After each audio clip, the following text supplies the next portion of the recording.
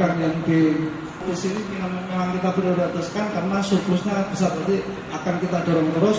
Itu dikarenakan selama ini memang Jawa Timur mendatangkan mesin-mesin beberapa kendaraan roda 2, roda 4 maupun kendaraan niaga dari Banten. Kita akan membuka di provinsi lain. Ini istimewa. Bapak-bapak sekalian, tidak aman memperhatikan saya menyampaikan beberapa hal. Ini ada file saya, ada 2. Satu tentang foto-foto, tapi tidak ada fotonya. Pak Gubernur sangat serius untuk menyelesaikan persoalan mafia itu di Jawa Timur dan persoalan-persoalan yang kerusuhan yang berbau agama. Madura itu merupakan benteng terakhir penguatan kesatuan bangsa di Jawa Timur. Kemudian dijajal di Bangil, Beji, sampai kepada materinya. Tidak meninggalkan merah putih karena nomenklaturnya tidak bisa. Jemaat Ahmadiyah Indonesia, JAI, bukan JAIM ya, JAI umumnya sampai sekarang itu setidaknya mulai 2005, 2006, 2007, 2008 NTB yang agak parah, Jambi, Jawa Barat, atau dikatakan sebagai agama di luar Islam, atau ya. Lanjut Mas, antara seperti ini. Ini ditandatangani oleh ketua, intinya seperti itu. Kemudian gara-gara Jawa Timur, akhirnya seperti itu. Industri solar untuk wilayah Kepulauan Sumeneb masih sangat terbatas dan frekuensinya terganggu ketika misalnya musim ombak. Ya, masyarakat di kepulauan itu dengan dicabutnya subsidi metan dan harga BBM tentu saja akhirnya sangat-sangat tinggi.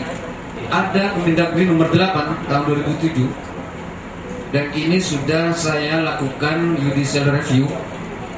Di MA sudah diputuskan Sumeneb menang karena Permendagri nomor 8 tahun 2007 itu memang wilayah provinsi sebagai penghasil, daerah penghasil. Padahal realitanya memang ada di Sumeneb, Blok Malio itu misalnya. Akhirnya kita melakukan judicial review dan kita menang, tetapi hanya menang. Saya sudah menghadap gubernur, saya ke Dagri misalnya, tapi sampai sekarang kita belum mendapatkan tambahan dari kemenangan itu yang bersifat nominal. Ada kapal nanti dari provinsi, di mana nanti pengelolaannya di Sumeneb, UMD Sumeneb akan diserahkan ke Sumeneb. Mudah-mudahan itu bisa terlaksana dalam waktu yang tidak terlalu lama. Rencana strategis kami Kabupaten Sampang, karena bagaimanapun juga setelah Suramadu ini berdiri dan kita fungsikan, hanya 2 akibat alamiah saja yang kami alami. Pertama, yaitu frekuensinya kendaraan. 3 kabupaten Gus, Bangkalan, Pamekasan, Sumeneb sudah punya jalan lingkar. Satu-satunya di Madura yang belum punya jalan lingkar hanya Sampang. Jadi wajib hukumnya saya kira Sampang itu untuk memperoleh jalan lingkar. Itu dari sisi laka dan Polres ini sangat membahayakan sekaligus. Begitu kita mau masuk Sampang belok. Nah, ini kami punya rencana untuk dipecah jalan itu. Ya sekarang Bapak nikmati itu kan tengah sebetulnya. Satu lagi di daerah utara. Kami punya satu lagi di selatan. Cuma itu putus oleh sungai sekitar 200-300 meter. Itu dulu yang namanya Karsam, kebanyakan itu Pak Bupati. Kami ini mensinkronkan dengan BPWS berapa miliar retribusi penyeberangan tidak masuk ke kabupaten. Itu berapa ribuan beradul bubar dengan Suramadu. Lah ini kan belum surat kami dari 4 bupati dan 1 wali kota itu untuk mengamandemen. Itu kan di samping Menko Ikuin dan macam-macam terakhir kalau tidak keliru itu 11 itu gubernur titik. Yang kami mau adalah 4 bupati itu 1 wali kota Surabaya masuk di Dewan Pangkalan. Yang terakhir tadi kami juga ingin garis bawahi, Bupati Pamekasan pernah mengajukan konsep Madura Raya. Jadi tidak germa Kertosusila, karena itu sangat jauh. Di gerbang Kertosusila itu konsep perkotaan. Itu yang kami tawarkan Madura Raya. Ada 4 isu, ada 4 main issues yang kami hadapi. Yang pertama yaitu SDM kami hadapi di Pamekasan ini. SDM di Pamekasan relatif lebih rendah dari Jawa Timur. Isu yang kedua, tingkat pertumbuhan ekonomi kami lebih rendah dari Jawa Timur. Walaupun perbaikan sudah cukup banyak, semula 144 desa yang tertinggal, sekarang tinggal 77 desa. Isu yang keempat yaitu infrastruktur. Infrastruktur kami utamanya jalan dan air. Ibu-ibu dan bapak-bapak sekalian, karena ini forumnya adalah forum lintas daerah, barangkali yang ingin diangkat oleh Sidoarjo pada malam hari ini adalah kerjasama antar daerah di antara daerah sekitar, yang juga kami mohon maaf kalau nanti yang kami singgung agak banyak di wilayah perbatasan yang langsung, yaitu Surabaya, Gresik, dan Pasuruan. Kerjasama antar daerah yang telah dilaksanakan antara lain adalah yang pertama, kerjasama dengan Kota Surabaya tentang pembangunan Terminal Surabaya. Ada 4 poin yang perlu disampaikan untuk sama-sama kita cermati, sehingga dengan demikian prioritas keamanan dalam rangka pembangunan di wilayah Kabupaten Bangkalan, bahwa PKL ini PKL yang ada di samping daripada Jembatan Suramadu, ini terpanjang di Indonesia. Untuk keamanan di Suramadu ini betul-betul adalah menjadi satu keamanan yang kondusif, sehingga yang selama ini bahwa Suramadu adalah Serambi Madinah, ini jangan sampai justru nanti sebaliknya.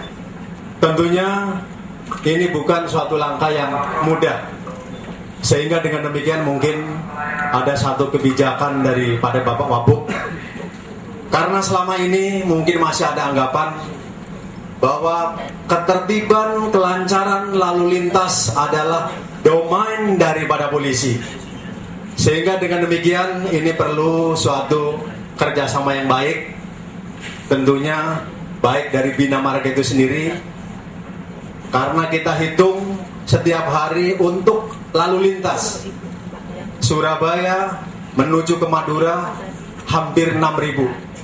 Ada 4 hal yang ingin kami sampaikan. Terus terang kami tidak berbicara Surabaya dari perspektif yang lain, tetapi dari pembinaan teritorial. Yang pertama, kami akan berbicara tentang keberadaan satuan kami, Korem ini. Yang kedua, kami akan berbicara tentang Jembatan Suramadu. Yang ketiga, kami akan berbicara tentang sedikit dunia perkampusan. Dan yang terakhir adalah program Habinder. Tapi saya akan menyampaikan potensinya cukup besar, terutama di bidang pertanian, perkebunan, termasuk peternakan tentunya. Dan kemudian potensi ekonomi, seperti kata Bapak Wali Kota, Bupati Wakil Bupati Sampang, memang sampai saat ini Madura ini dominan dengan pertanian, sedangkan sektor migas sudah menunggu ke depan menjadi sektor yang sangat besar nanti dengan potensi cekungan yang ada. Kemudian keterbatasannya adalah keterbatasan infrastruktur menunjang kawasan produksi maupun menunjang menghubungkan kawasan-kawasan produksi itu ke pintu outlet, dan kemudian keterbatasan SDM yang terlatih seperti yang saya sampaikan tadi. Diajak oleh Bupati, dikumpulkan untuk mengetahui program pembangunan daerah.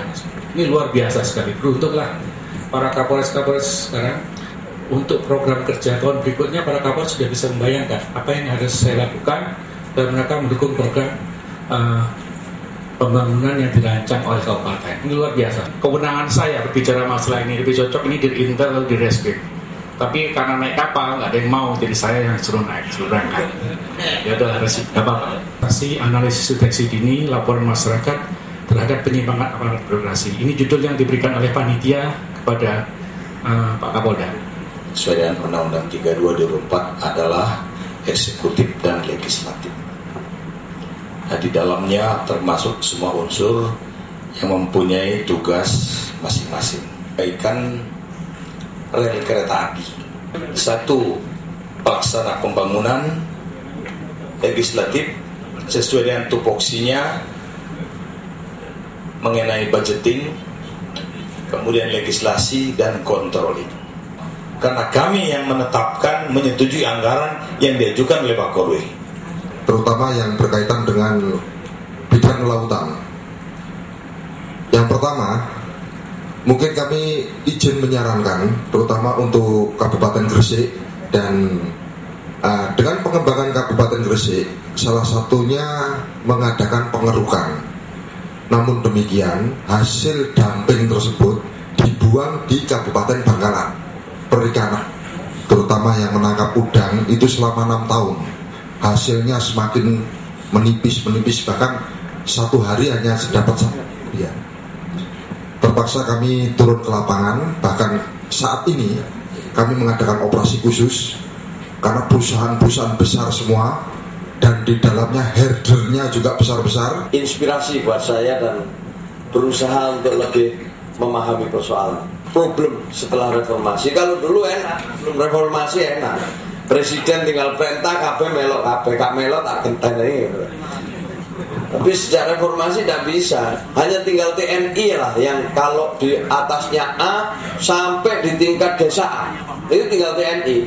Yang ingin saya jadikan sebagai catatan dalam penutupan kita hari ini.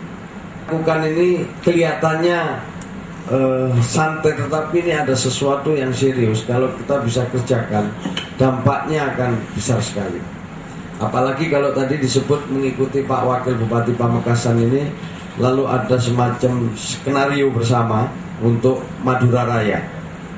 Ada semacam kesepakatan bersama. Saya kira kesempatan ini tidak akan hilang. Pak Red Arto sama Pak Agus ini ajakan untuk menghidupkan itu tadi Tamladu ini. Ini saya kira tantangan ini menarik sekali karena ya problem kita ternyata cukup serius. Memang yang ngomong cuma 1-2 orang tadi di sana, tapi ternyata hampir semua bupati merasakan konflik itu. Konflik yang sesungguhnya ini ya dihadapkan pada kenyataan-kenyataan yang mungkin mereka bertempur di lapangan dengan pemahaman yang setengah-setengah terhadap ketentuan perundang-undangan kita. Jadi ini memang problem real, konkret, bahwa nelayan kita itu saling tabrakan dengan satu dengan lainnya. Dengan ini, dengan mengucapkan Bismillahirrahmanirrahim atau Alhamdulillahirrahmanirrahim, maka pertemuan forum pimpinan daerah yang disegera